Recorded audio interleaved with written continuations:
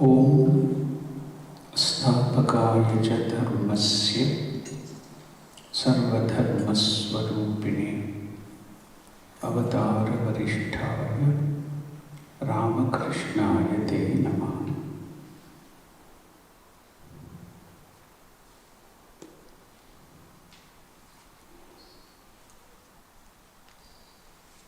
Offering my Sastanga Pranam at the feet of Sri Ramakrishna,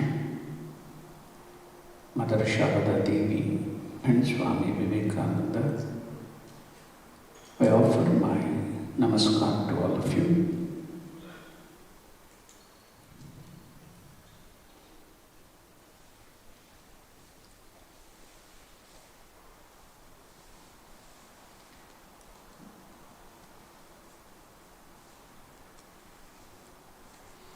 Once I had been to Petermarsburg. There, with another Swamiji, I had gone to have lunch in the house of one devotee. There, the mother who was serving food asked me, "Swamiji, are you from Vrindavan?" I told, "No, mother, I'm not from Vrindavan. Why did you get the doubt that I'm from Vrindavan?" She told, "Your face resembled a little like Lord Krishna." So I asked, "No, mother, I'm from the very near to the birthplace of Hanuman. Do my face look like Hanuman?" So now, the form of Hanuman may be as described, because the name itself indicates Hanuman or Hanumanta means Hanu is this jaw, Manta means which is solar, the solar jaw. So naturally, you can't get that handsome face. But even then, we worship him with so much of devotion towards him. I remember one of the incidences from the life of Abraham Lincoln. A father was taking his young daughter of 6 or 7 years to meet Abraham Lincoln. You know, the children are very truthful. They don't hide anything. They will just tell on the face everything. So he instructed his daughter not to speak of the ugliness of the face of Abraham Lincoln. You know, I think you have noticed the face of Abraham Lincoln. It's not so handsome. It is somewhat ugly. So the child was very careful not to speak of the face or anything. But after the meeting, that small girl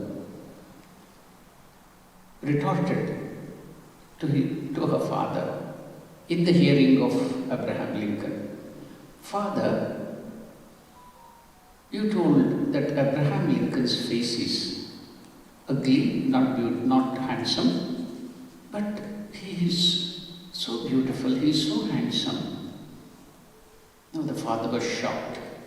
But why did that baby or that child, or that girl, tell that he was so handsome or beautiful?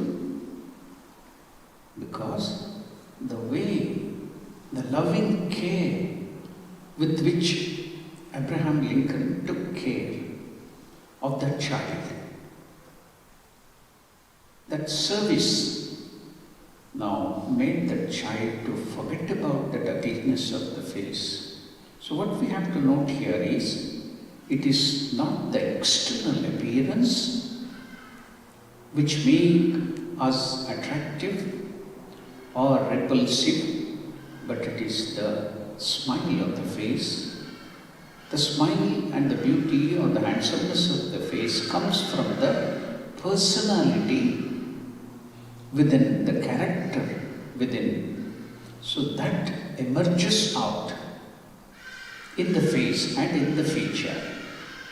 So now you might have the best of the makeup to make our face beautiful with all the 6 or 7 layers of makeup. But without a smile, the face looks ugly. So now going deeper, it is the character, it is the personality which makes a person look beautiful or handsome. That's why Hanuman, for thousands of years, has been worshipped as our ideal. He is literally taken as the ideal to follow by so many people, by the common mass, by thousands of people everywhere in India and outside too. We should note another great statement of Swami Vivekananda, where he tells, the tailors are the people who make you people, Westerners, in your country, a gentleman. But in our country, it is the character which makes a gentleman. So, it is the character of Hanuman, it is the personality of Hanuman, which we have to imitate, which we have to practice in our life. That's why Hanuman Chalisa was composed by our great poet and a devotee, Saint Tulsidas ji. And that too, he did compose it in the Deva Bhasha, the language of gods. But it was composed in the common language at that time. In and around Ayodhya, the birthplace of Ramachandra, it was the language or the dialect of one of the dialects of Hindi called Awadhi Bhasha. It was a dialect of Hindustani. So it was commonly spoken, and any other people there, the common mass, the illiterate, the uneducated, the not scholarly, the not so intelligent, anybody could understand it. That is why, to give that character, to give that beautiful outlook in our life, to imitate. So Tulsidas ji gave this Hanuman Chalisa. Chalisa means in Hindi 40. So Hanuman Chalisa is composed with 40 verses. But if you look into it, it has 43 verses. We will see what it is. Now to understand what is that Hanuman Chalisa giving to us, we shall go through beautiful statement of Swami Vivekananda again. Make Mahavira Hanuman your ideal. So your Adarsha. Ideal means for you to, because we all of us want somebody to be our ideal. Most of us outside world, we take some heroes and heroines and some of the popular figures like players, cricket players or football players to make our ideal. But here, Swami Vivekananda is telling, make Mahavira or Hanuman your ideal. That is, you have to copy, you have to imitate. So, how to get that ideal? When you chant Hanuman Chalisa, not like a parrot, just meaningless repetition with some music and big noise of the dolak and the drums. But if you concentrate, focus on the meaning, then you get the character of Hanuman. When you hear about it, when you think about it, then you will start internalizing the beautiful character of Hanuman into your life. That is the reason Swami Vivekananda is telling, make Mahavira, Hanuman, your ideal. to follow. You have now to make the character of Mahavira your ideal. He was a perfect master of his senses. Are we?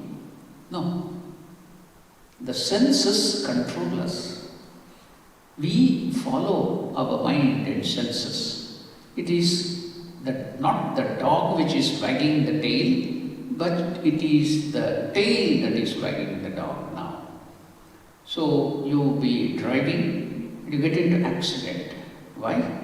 Because you look at the beautiful advertisement boards there with something very attractive, and you forget your driving and get into accident. Though it is very dangerous, now instead of control your sight called eyes, the sense, you are controlled by the eyes and you get into problem. So we are now the slaves of our senses and mind. So we have to become the masters of our senses. So who is the ideal?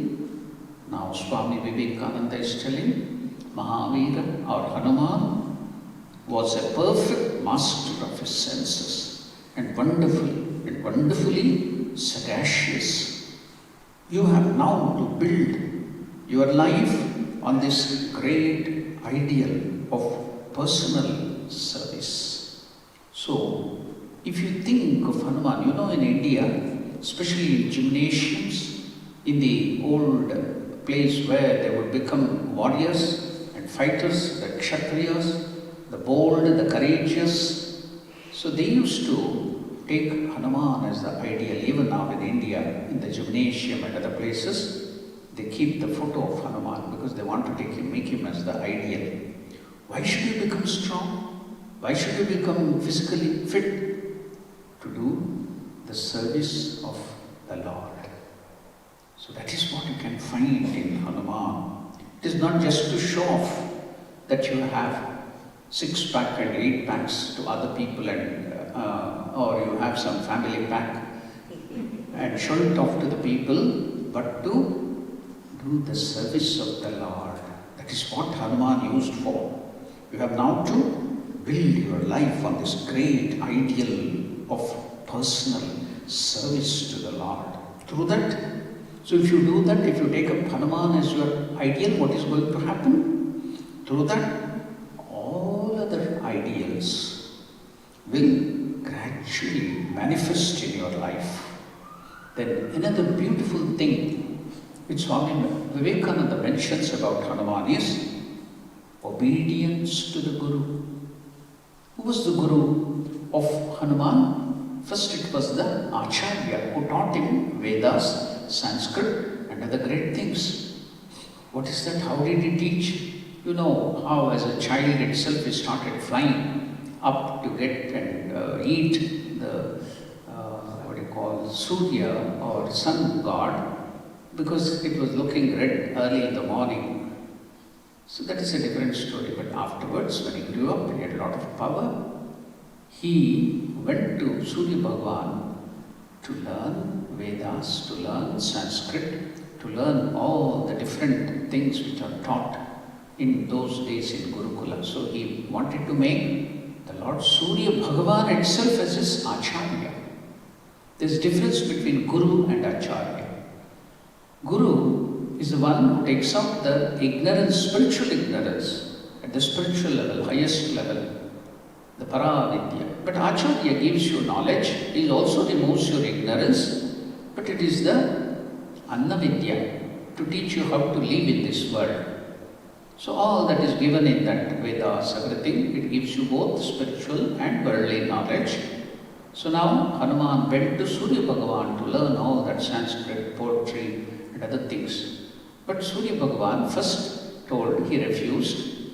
I have so many students. You know how many students were there in his classroom?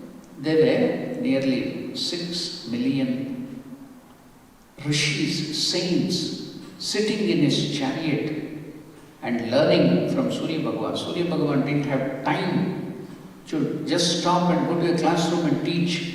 He has to do his work, going around the universe in his chariot every day. So he was making use of his time, even while traveling, he used to teach them. So in his chariot, there were so many rishis and munis. So now we can see, no place in the classroom for Hanuman to sit and be a student. So when Hanuman requested it, see, you yourself can see, there is no place here. So what was another speciality of Hanuman? Most of us, we come and tell the problems to other people. I see here too. Many of the people, they come and always complain, always tell problems, complain, negative, they complain. That is not right, this is not right, this is leaking. I tell them, advice is free of cost. Advice is free of cost. We not only want advice, but we want solutions too. Just go on telling problems. No, give us some solution. What is the solution? And also, be a troubleshooter. Don't be a trouble creator. Be a troubleshooter. You should also be in a position to remove that problem. So that you can see in Hanuman, he was a troubleshooter. Anytime, anywhere. Even when Lord Ramachandra was in trouble, he used to help them in all different ways. That was the speciality of Hanuman. So now, when Surya Bhagavan told there is no space here, lot of people are here, rishis and munis and saints are here to learn from me. There's no space. How did Hanuman shoot the trouble here? He told Surya Bhagavan, if you permit me, I don't want any seat there. I have the capacity to fly. My spiritual father, wind god, Pavana. So he's called Pavana Sutta. Pavana Sutta means son of wind god, the spiritual father. He has given me the power to fly and faster than even the mind. So I can fly against, in the reverse direction. I'll be facing you, you can be moving, and I'll be facing you, and you can, when you are teaching, I will also learn. That is how he learned Vedas, all the 4 Vedas. Sanskrit, poetry, everything, mastered what is taught in Hinduism, in the Sanatana Dharma, all the different things were taught. It was called 64 Vidyas. So many things were taught. So he learned everything perfectly from Surya Bhagavan. How? Flying backwards. As Surya was going round the universe, he used to fly and get the knowledge. That's how he was a student. See, anywhere, any problem, he would solve those problems. He used his intelligence, Medhavi. Not only he was physically strong, here Mahavira is not only physical fitness, but also mentally he is sound, and psychologically he is sound, he is emotionally sound, spiritually sound. That is called all-round development. Personality development people and other people ask us to build ourselves all-round development, but we are going to do our round development only, no all-round development. But Hanuman, you can see all-round, everything, step by step. So now Vivekananda tells that obedience to the Guru, that is the thing which is lacking. That was in the students in Indian ethos. The student should be obedient to the Guru, then only he can learn. How does that come? By humility. Now, Surya Bhagavan, after all thing was taught, in those days, education was not sold. They would not charge, the teacher would never charge. They couldn't sell Mother Saraswati. Knowledge couldn't be sold. That's why the relationship between the teacher and the taught has become commercial. Money. You give some money, I will teach you. I will give some money, I get some knowledge. There is no relationship between the teacher and the taught. But our Hindu ethos, that was that they would never sell education, they would never sell knowledge. They couldn't sell water, they couldn't sell food, they couldn't sell milk. It was to be supposed to be given free of cost. When even we in India, when we were young children, water was given to everybody. Whoever comes first, the water has to be offered. We never imagined that water would be sold in bottles afterwards, and we are now seeing everywhere water is sold. That is, they tell in the Kali Yuga Mahatmya, they will tell in the Kali Yuga, all this will be done. So now, Surya Bhagavan gave him education, but the students were supposed to give something, according to their capacity. If they were rich, something, not for Guru's personal thing, but to run the Gurukula, to look after the other students. Everything was free there. Food, giving the food, everything was free. How could the Guru manage? So the rich would give something for the management of the other students. Poor, when Holy Mother was giving Mantra Diksha, that person didn't have anything to give as Guru Dakshina. Then what did Mother do? There was one Myrobalan. Or you can tell this bitter one, things will be there, Myrobalan, Haritaki. Sometimes she used to take beetle nut, one beetle nut would be there. Mother used to give that beetle nut and take that as the Guru Dakshina. Poor, you cannot give whatever is there as the Guru Dakshina. Now, when Hanuman asked after the education, what Guru Dakshina do you want? Surya Bhagavan told, if you want to give me Guru Dakshina, in future you will be growing up in Kishkinda. My spiritual son is Sugriva. Take care of him. Serve him, take care of him, was the Guru Dakshina asked by Surya to Hanuman. That's why, even though Hanuman was much more stronger, much talented, much capable, much educated, in all the ways he was superior to Sugriva, but just to keep up his word to his Guru, Surya, he served. He served Sugriva. He didn't go to Vali.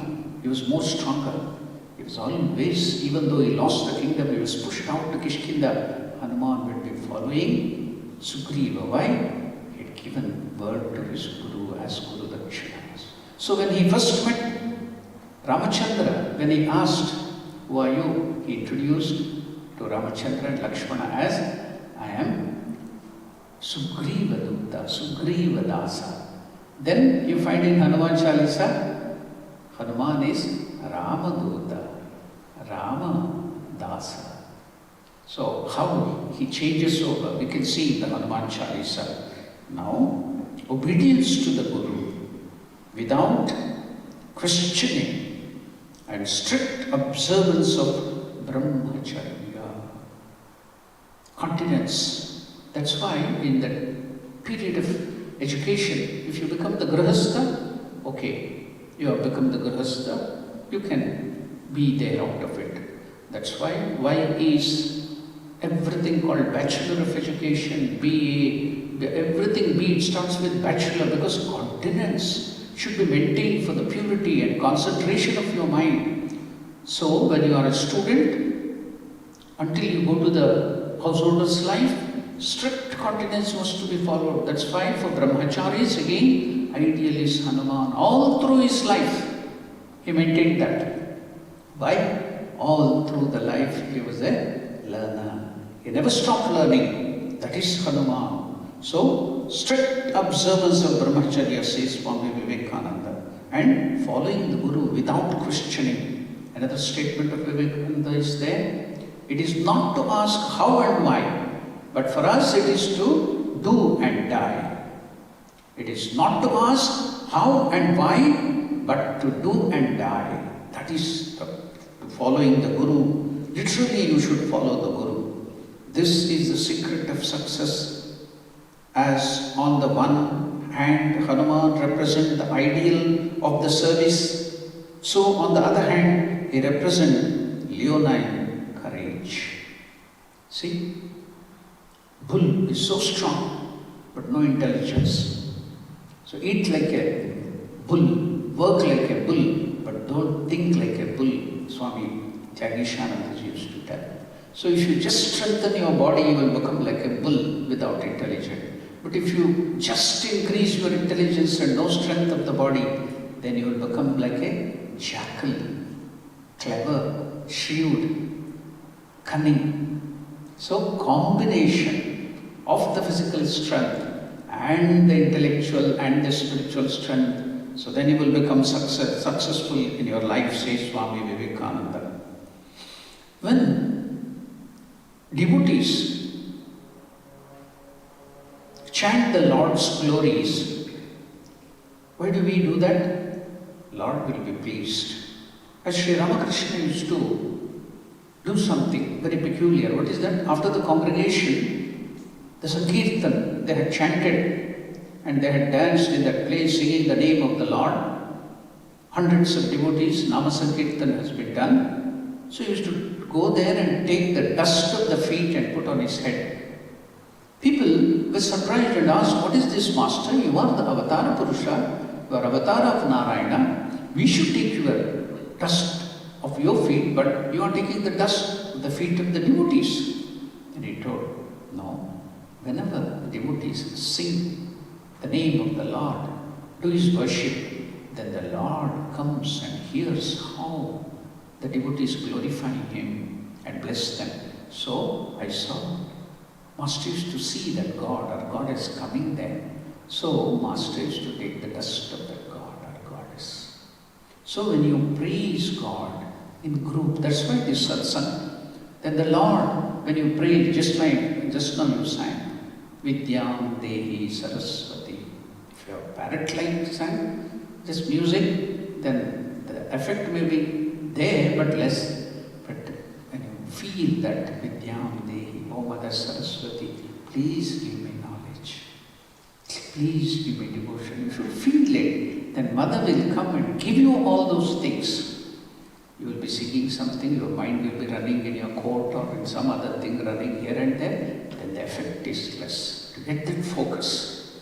So now, when the devotees sing, the Lord will be pleased. That's why we chant, we sing. The other stotras or Hanuman Chalisa, the glories of the Lord are chanted. So devotees become happy. The Lord also becomes happy when the devotees sing the glories. So, you should see that once Sri Rangam temple is there on the bank of Kaveri. Kaveri is one of the Sapta Nadis. It starts in Coorg there, then it goes through Karnataka, it enters Tamil Nadu and it goes and joins the Bay of Bengal, the sea there. It starts from the west and ends in the east, the sea. It flows there through Tamil Nadu, Karnataka and other things. So at the end there is one temple, famous temple. What is that? Ranganatha Swami, Sri Rangam. What is that popular for? There is one Vishnu sleeping on the Adishesha, the snake like this. Vishnu is sleeping, Adishesha, that is Ranganatha Swami. So what is the speciality of that Lord? It was given by Sri Ramachandra himself to Vibhishana. When Ramachandra wanted to give up his body, the human avatara, and go back to Vaikuntha after 11,000 years of rule, then the family deity, this Ranganatha Swami, image which was worshipped by his forefathers and in his family, was given to Vibhishana to be worshipped. He was taking it back to Sri Lanka. He is the eternal, just like Hanuman, he is also Chiranjeevi. He was taking it back to, then he thought, if I take that, only the demons will get it. The human beings love it. So let me establish here in between Sri Lanka so that I too can come, everybody can come and worship, let the human beings also come and worship. So it's on the bank of Kaveri at the end, near the sea, Sri Rangam, it is there. So there, Ramanujacharya, the avatar of Adishesha, so he was a great Acharya, one of the great Acharyas. He used to worship there. At that time, in the evening, every day, evening walk is taken to by the devotees to the Lord to show the town. That is the practice. In the town, they take the Lord in palanquin. At that time, they sing the praise of the Lord. Then in those days, that was 300, 400 or 500 years back, then all the people were so pure, the Lord would speak to them. Today, while Lord is traveling with the Dutsava Murti in the town, when the glories is being sung, there will be music played, the Lord asked to stop. Why, Lord? Stop all the music and go away. They went away. Then he told Ramanujacharya, the great devotee, told you to go away. Then only devotees were there. Then all, did he go away? Did all the music and drums stop? Yes. Now sing the praises of Ramanujacharya. Then they started singing the glories of the praises and the work and the qualities of Lord was very much pleased. And that is even continued today. Even now in Srirangam, when the Lord is being taken, they sing the praises of the devotee. Because the Lord also loves his devotee so much. So now, when you sing the song and praises, glories of Hanuman, Rama also will be pleased. Automatically you will get the grace of double dhamaka you are going to get. What is that? You will get the blessings of Hanuman, also you are going to get the blessings of Ramachandra. That is why we chant Hanuman Chalisa, and Hanuman Chalisa has become so powerful. In India, the mothers, you see, if the baby is sick, the mother will make the baby to sleep on her lap and start chanting Hanuman Chalisa, keeping the hand on the head of the forehead of the baby, and she chants. Automatically the fever is cured, the disease is cured, even practiced even today in India. And the small children, and is there any proof of it? Yes, in Hanuman Chalisa, our great Tulsi Das Ji itself has chanted. What is that? Nasai rog hare sab pira nasha. Will destroy, remove all the diseases if you chant Hanuman Chalisa. It is there in the Hanuman Chalisa. Children, when they are afraid to go to the darkness, they are afraid of ghosts, the mothers used to make them chant Hanuman Chalisa. Why? Anything proof in? Because in the Hanuman Chalisa it is there. Mahavir Jabunam Sunave Bhuta Preta Nikatinahi Ave. So Bhuta, Preta, ghosts and other things. In South Africa you call, what is that, Tuglosh or something like that. So all those things will be destroyed. All black magic, witchcraft, everything will be destroyed if you chant Hanuman Chalisa. So it is there, it is being told. That's why they do that, all that thing. So on Saturdays, because I had to go to Petermaritzburg a few days back, and I had to take up Hanuman Chalisa there for 3 days. Every day 1.5 hour, 1.5 hour, 1.5 hour. Just purely Hanuman Chalisa. Then it was just contemplation and meditation. It was so beautiful. What a beautiful atmosphere was created. So I was to take one word of it. Today I have just introduced, I think next Saturday also it will be introduction to Hanuman Chalisa only. So, introduction. And what is there in Hanuman Chalisa? We shall go on contemplating and seeing the meaning, deeper meaning of Hanuman Chalisa. So today, to end my talk, I will just give you a bird's eye view. Now the bird, while flying, it can see the map of that country or the place from there. So that's called bird's eye view. So now I will take you through a bird's eye view of Hanuman Chalisa. What is that? This work, Hanuman Chalisa, has not exactly 40 verses, but it has 43. Then it should have been given a number, different number. Why Chalisa 40? So the first two verses are introductory verses. They are not exactly the Hanuman Chalisa. The last one is also not the part of that. It is just conclusion, the Palashruti, what is going to happen. So these two are, first two and the last one are Doha. Then the 40 Chalisa is Chaupai. So I will take you through what is Chaupai, what is Doha. So again, one Doha in the end. The first introductory Doha begins with Sri Guru Charan. So it is remembering, whatever work you want to do, you have to remember your spiritual Guru, the Mantra Diksha Guru. That's why that is the first verse. After the second one is, why are you going to do that Sankalpa? Why are you chanting? You have some disease to be cured, or you want to get something success in your life, you want to get some job here and there. So whatever desire you have, so you have to do the Sankalpa. Oh Lord, I am chanting this Hanuman Chalisa for this purpose. So there, the second Doha is purpose, Sankalpa. So then what happens afterwards? The auspicious form, knowledge, virtues, powers, and the bravery of Hanuman are described in the first 10 chaupais.